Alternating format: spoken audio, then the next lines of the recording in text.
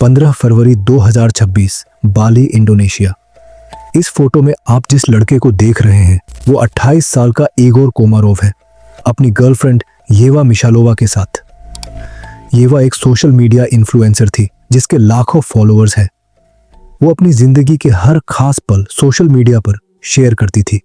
जो भी उस पोस्ट को देखता उसे बस यही लगता, एक जवान कपल, शानदार जगह और एक ऐसी जिंदगी जो काफी लोगों के लिए सपना जैसा है। अगले ही दिन 15 फरवरी को रात के 10:30 बजे इगोर और उसका एक दोस्त यरमक पेट्रोव्स्की जिम्बारन इलाके में स्कूटर्स पर घूमने निकले। उनके साथ एक लोकल टूर गाइड भी था। ये एक कोस्टल एरिया है जहां फॉरेन टूरिस्ट्स अक्सर आते हैं। शुरुआत एक नॉर्मल आउटिंग की तरह हुई, लेकिन कुछ ही देर में सब कुछ अचानक बदल गया। एक काली गाड़ी और कुछ मोटरसाइकिल वहां पहुंची और उनके आसपास घूमने लगी जैसे पहले से प्लान किया गया हो। कुछ ही पलों में हालात पूरी तरह बदल गए। उसी अफरा तफरी के बीच उनके ग्रुप में से एक दोस्त किसी तरह वहां से निकलने में कामयाब रहा, लेकिन इगोर ऐसा नहीं कर पाया। जब सब कुछ शांत हुआ तब पता चला कि इगोर वहां से गायब हो चुका था। उसके दोस्त ने पुलिस को जानकारी दी और फिर पुलिस ने इलाके के सीसीटीवी फुटेज को खंगालना शुरू किया। उन रिकॉर्डिंग में वही काली गाड़ी और मोटरसाइकिल नजर आई जो आगे जाकर एक विला तक पहुंचे। ये विला ताबानन में था जो बाली के पश्चिमी हिस्से में है। जब पुलिस वहां पहुंची तो विला खाली था। अंदर कोई इंसान नहीं था, सिर्फ कुछ पर्सनल सामान पड़ा हुआ मिला जिसमें इगोर का फोन और एक बैग शामिल था। साथ ही वहां खून के निशान भी मिले। तो आखिर इगोर कोमारोव कौन था और किसी ने उसे इस तरह उठाने के लिए इतनी प्लानिंग क्यों की?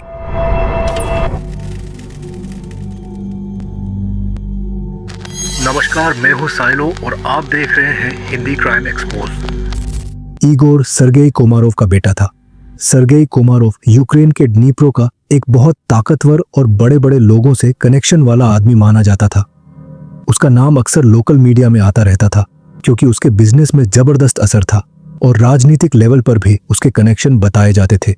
कई रिपोर्ट्स में उसके नाम को क्रिमिनल दुनिया से भी जोड़ा गया था। मीडिया उसे माफिया बॉस और क्राइम लॉर्ड तक कहती थी। हालांकि रिकॉर्ड के मुताबिक उसे कभी किसी क्राइम में सजा नहीं मिली। इगोर का दोस्त अलेक्जेंडर यरमाक पेट्रोव्स्की जो उस दिन भागने में कामयाब रहा, कहा जाता है कि वो भी ओलेक्सांद्र नारेक पेट्रोव्स्की का बेटा है, जिसकी रेपुटेशन भी इगोर के परिवार से काफी मिलती जुलती मानी जाती है। ऐसा लग रहा था जैसे किसी ने इगोर और येवा की वैलेंटाइन डे वाली रोमांटिक इंस्टाग्राम पोस्ट को उनकी लोकेशन ट्रैक करने के लिए इस्तेमाल किया हो और सब कुछ पूरी प्लानिंग के साथ किया गया हो। वो लोग सही मौके का इंतजार कर रहे थे ताकि उसे कहीं दूर और अकेली जगह पर पकड़ सकें जहां वो किसी से मदद ना ले सके। उन इंस्टाग्राम पोस्ट में उसने लोकेशन टैग भी लगाया था। सिक्योरिटी एक्सपर्ट्स सालों से रियल टाइम पोस्टिंग के खतरे के बारे में चेतावनी देते रहे हैं। लगता है इगोर की गर्लफ्रेंड को इसका अंदाजा नहीं था या उसने इसे सीरियसली नहीं लिया। लोगों को यह सब एक अचानक हुआ हादसा भी लग रहा था और जवाब किसी के पास नहीं था। लेकिन फिर एक वीडियो सामने आया। इगोर के गायब होने के कुछ दिनों बाद एक परेशान करने वाला क्लिप टेलीग्राम चैनल माश पर फैलने लगा। उस वीडियो में इगोर को पहचानना भी मुश्किल था। उसका चेहरा सूजा हुआ और होंठ बुरी तरह फटे हुए थे। उसके बदन पर खून लगा था जो सूख चुका था। उसका बायां हाथ अपनी जगह पर नहीं था, बल्कि उसका हाथ का वो हिस्सा एक बैंडेज से बांधा गया था जो खून से भीगा हुआ था, जैसे उसे काटकर खून रोकने के लिए बांधा गया हो। उस वीडियो में उसने अपने परिवार, खासकर अपने पिता को बताया कि उन लोगों ने उसकी पसलियां तोड़ दी हैं और उसके पैर भी टूट चुके हैं। इगोर कैमरे की तरफ देखकर ये सब बोलता रहा। उसके चेहरे से उसका दर्द साफ झलक रहा था। वो धीरे धीरे बात कर रहा था और उसकी आंखों में डर और खौफ साफ नजर आ रहा था। उसने बताया कि उसे जबरदस्ती ड्रग्स भी दिए गए थे। वो ये भी कह रहा था कि उसके कुछ अंग भी उन्होंने काट दिए हैं और अपना बायां हाथ उठाया जो खून से सने बैंडेज से बंधा हुआ था। उसने कहा कि जिन लोगों ने उसके साथ ये किया वो लोग यूक्रेन के एक क्रिमिनल ग्रुप से जुड़े थे और उन्होंने उसके पिता पर उन्हें धोखा देने का आरोप लगाया था। उनका कहना था कि सर्गेई कोमारोव ने उनसे $10 मिलियन लिए थे और ये उसी का बदला था। जहां तक इस धोखे वाली बात का सवाल है, इसके बारे में कोई साफ डिटेल ऑनलाइन रिकॉर्ड्स में नहीं है। कुछ रिपोर्ट्स में यह भी कहा गया है कि कोमारोव और पेट्रोव्स्की फैमिलीज का कनेक्शन कॉल सेंटर स्कैम से हो सकता है, लेकिन ये बात पूरी तरह कंफर्म नहीं है। लेकिन कहानी यहीं खत्म नहीं होती, क्योंकि इसके बाद एक दूसरा वीडियो भी सामने आया। उस वीडियो में इगोर खुद ये कहते हुए नजर आया कि वो एक कॉल सेंटर नेटवर्क चलाता था, जहां उसके स्कैमर्स रशियन लोगों को बैंक सिक्योरिटी ऑफिसर बनकर टारगेट करते और उनसे पैसे लूट लेते थे। उसमें यह भी कहा गया कि वो शायद एक महीने में करीब $15,000 कमा रहा था, वो भी सिर्फ एक ही नेटवर्क से, और ये सब नारेक पेट्रोव्स्की की प्रोटेक्शन में हो रहा था। इससे ये बात तो साफ होती है कि इगोर सिर्फ अपने पिता के जाल में फंसा हुआ एक मासूम बेटा नहीं था, बल्कि वो खुद भी इस पूरे मामले में पूरी तरह शामिल हो सकता था। हालांकि ये भी याद रखना जरूरी है कि ये कन्फेशन बहुत दबाव में दिया गया था, इसलिए इसे पूरी तरह सच मानना ठीक नहीं होगा। इगोर ने वीडियो में कहा कि जल्द ही इन्फेक्शन शुरू हो जाएगा और वो बस मरने ही वाला है। उसने अपने पेरेंट्स से कहा कि जिन लोगों के पास वो है उनसे कोई भी छेड़छाड़ न करे और ना ही पुलिस को शामिल करने की कोशिश करे। वो गिड़गिड़ा रहा था कि चुपचाप उनकी शर्तें मानकर पैसे दे दे और उसे वहां से निकाल ले। वो बस घर जाना चाहता था। ये कहना मुश्किल है कि उसकी बातों को सीरियसली लिया गया या नहीं, लेकिन ये बात तो साफ है कि जो कुछ भी किया गया वो काफी नहीं था। 26 फरवरी को ग्याना रीजेंसी में काइटले बीच के पास रहने वाले लोगों ने समुद्र किनारे बीच पर कुछ ऐसा देखा जो वहां नहीं होना चाहिए था। वहां शरीर के टुकड़े यहां वहां बिखरे हुए थे। पुलिस को बुलाया गया और जांच शुरू हुई और यह कंफर्म हो गया कि ये इंसानी शरीर के टुकड़े थे जो इलाके में अलग अलग हिस्सों में फैले हुए थे। एक सिर, धड़, हाथ और पैर। शक हुआ कि ये सब किसी एक ही व्यक्ति के हो सकते हैं। साफ दिख रहा था कि वो बॉडी कई दिनों से वहां पड़ी थी और उस जगह की नमी की वजह से शरीर काफी हद तक सड़ चुका था, जिससे पहचान करना लगभग नामुमकिन हो गया। लेकिन इन्वेस्टिगेटर्स के पास एक और क्लू था। बॉडी पार्ट्स पर दिखाई देने वाले टैटूज की वजह से पुलिस को शक हुआ कि ये इगोर ही है। आखिरकार फोरेंसिक जांच के बाद ये बात बिल्कुल साफ हो गई कि ये वाकई में इगोर के ही शरीर के टुकड़े थे। उसे दिन के उजाले में स्कूटर से अगवा किया गया, फिर विला में ले जाया गया। वहां उसे कैद रखा गया, उसके साथ मारपीट की गई और आखिर में उसकी मौत हो गई। उसकी उम्र सिर्फ 28 साल थी। अब सवाल यह है कि यह सब किया किसने? बीच पर बॉडी मिलने से पहले ही पुलिस को एक बड़ा सुराग मिल चुका था। 23 फरवरी को एक व्यक्ति जिसे सिर्फ सी के नाम से पहचाना गया, वेस्ट नूसा तेनगारे के एक होटल से गिरफ्तार किया गया। उसे अपहरण से सीधे जुड़े किसी काम के लिए नहीं, बल्कि फर्जी पासपोर्ट का इस्तेमाल करके किराए पर गाड़ी लेने के लिए पकड़ा गया था, खासकर एक ब्लैक टोयोटा वांजा और बातुंग इलाके के कार रेंटल से 2 मोटरसाइकिल। सी ने इन्वेस्टिगेटर्स को बताया कि उसे करीब 6 मिलियन इंडोनेशियन रुपए दिए गए थे ताकि वो अपने नाम से ये गाड़ियां दूसरों के लिए रेंट कर दे। उसने दावा किया कि उसे बिल्कुल अंदाजा नहीं था कि इन गाड़ियों का इस्तेमाल किस काम के लिए होगा। जब पुलिस ने रिकॉर्ड्स चेक किए तो उन्होंने फौरन उस गाड़ी और उसके रजिस्ट्रेशन नंबर को पहचान लिया। वही गाड़ी थी जो किडनैपिंग वाले दिन सीसीटीवी फुटेज में दिखाई दी थी। गाड़ी में लगा जीपीएस डेटा भी यही दिखा रहा था कि वो गाड़ी ठीक उसी जगह और उसी समय मौजूद थी जब इगोर का अपहरण हुआ था। इसके बाद बाली पुलिस ने अपनी जांच और आगे बढ़ाई और 6 और फॉरेन सस्पेक्ट्स की पहचान की जिनके इस मामले से जुड़े होने का शक था, लेकिन उनके नाम पुलिस ने पब्लिक रिकॉर्ड्स में सामने नहीं लाए। इन सभी 6 लोगों को वांटेड लिस्ट में डाल दिया गया।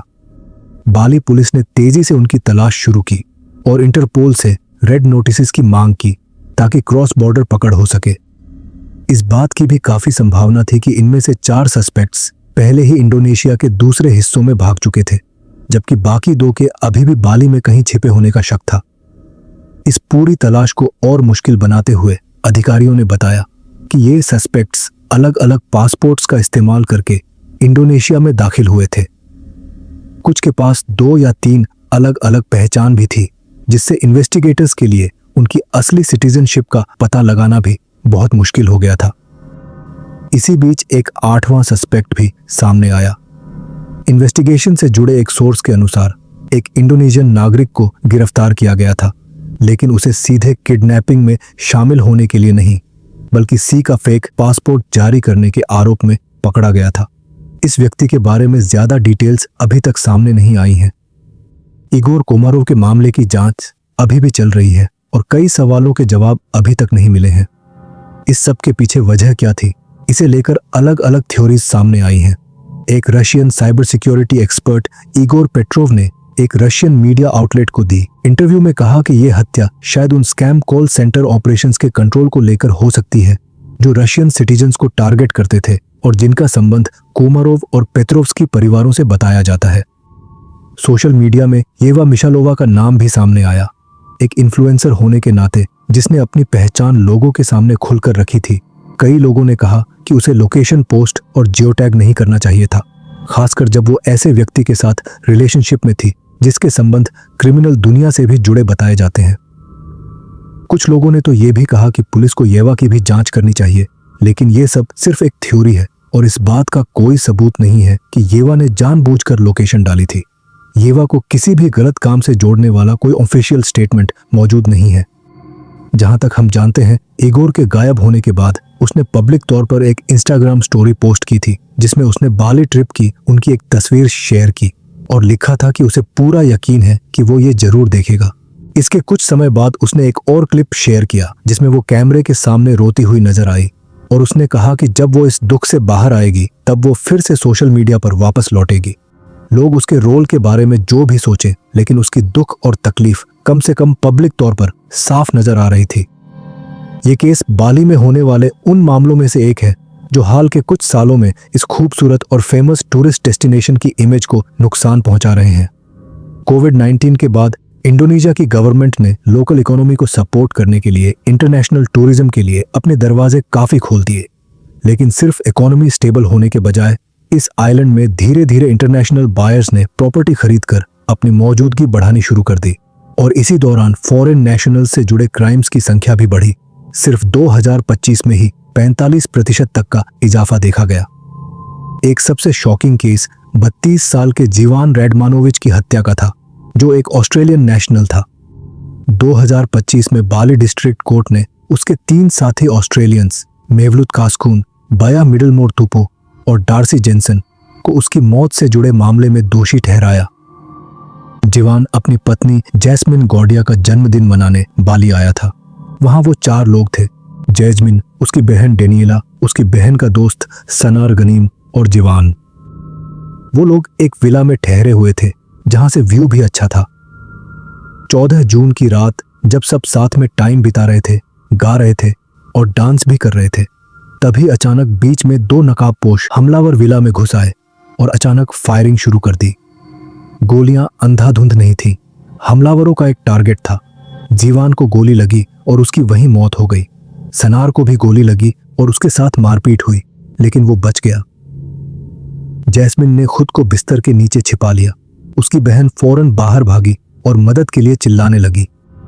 जब कैस्कन और टुपो को पहले गिरफ्तार करके पूछताछ की गई तो उन्होंने शुरू में कहा कि जीवान की मौत सिर्फ एक हादसा था। उनका कहना था कि उस रात उन्होंने किसी को खास टारगेट नहीं किया था और बस अंधाधुंध फायरिंग हुई थी जिसमें जीवान की मौत हो गई।